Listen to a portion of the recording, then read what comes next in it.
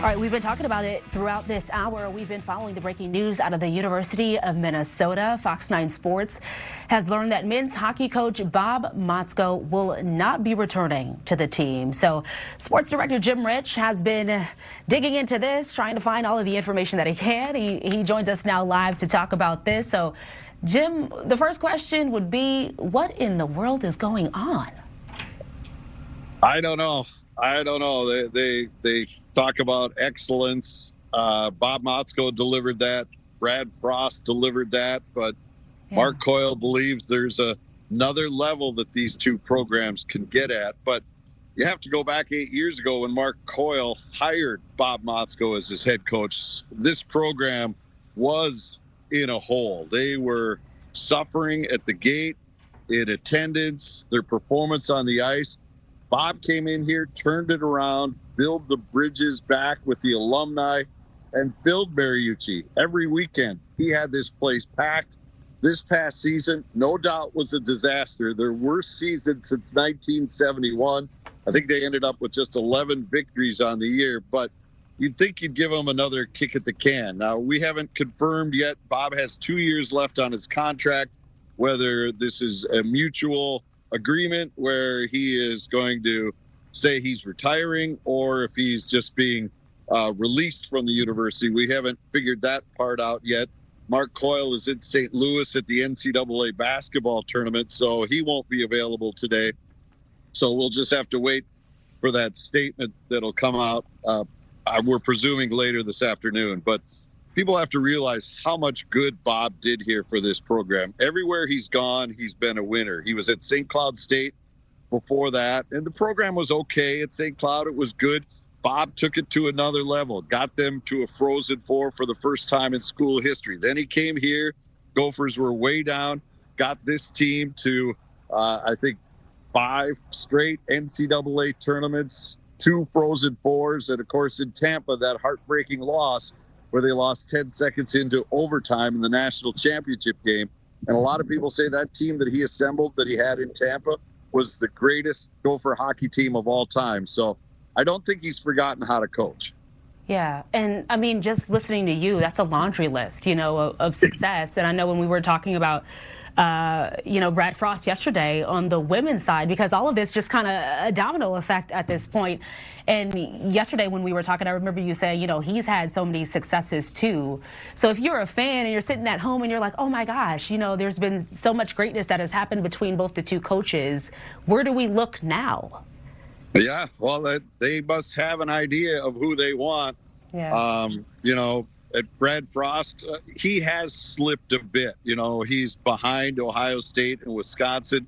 Those two teams are perennially fighting it out for the national championship. They're both at the Women's Frozen Four this weekend. Well, the Gophers got knocked out by Northeastern last week, and Brad's contract was also up. So if you felt that you needed a bump there to change things up because they have the best facilities of any women's college program in the country, you could potentially see that because it was 10 years since he had last won a national championship.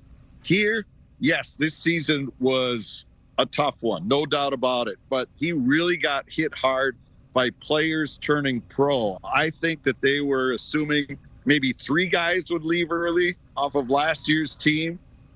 Instead, 6 players left early. And, you can't just go out and plug people in because you have recruits coming. It's not as easy as everybody says, just jump into the portal, grab Canadian major junior players. If you do that, you're blocking the development of your pipeline of kids that have committed to you.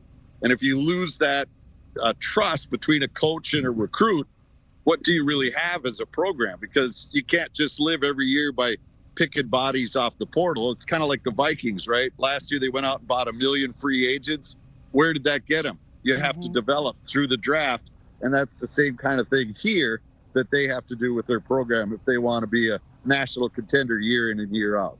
Yeah, there's a lot of, background that has to happen. A lot of, sitting in the rooms and putting the pieces together and see where, the chips kind of fall.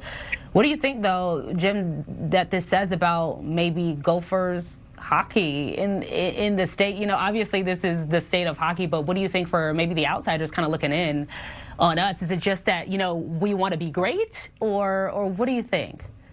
I think so. I think Mark Coyle, you look at how Nico Medved, here, we'll give you a shot of Williams Arena across the street, and Don Plitzowitz, she's hosting an NCAA tournament right over there this weekend, first 2 rounds. So, there is a higher bar to be reached, and he feels that maybe Bob doesn't have it in him, or maybe Bob said, you know what, I've had enough.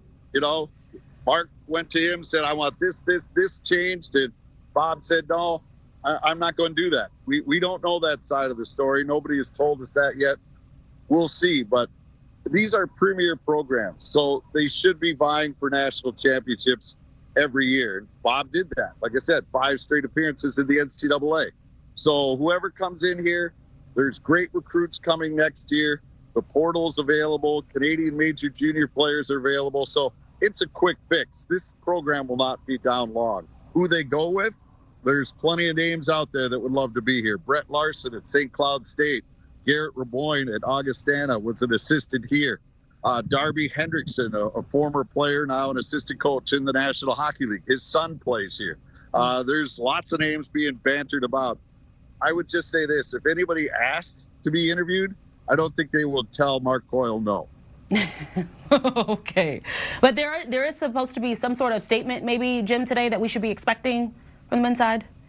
I think so. I think there's some internal meetings that are happening here. Yeah.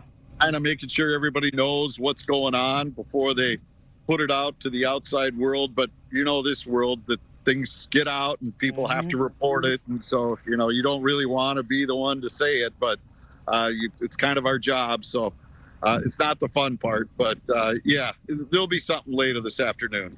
Yeah. Sometimes we just have to be the messengers. That's the part of our jobs for sure.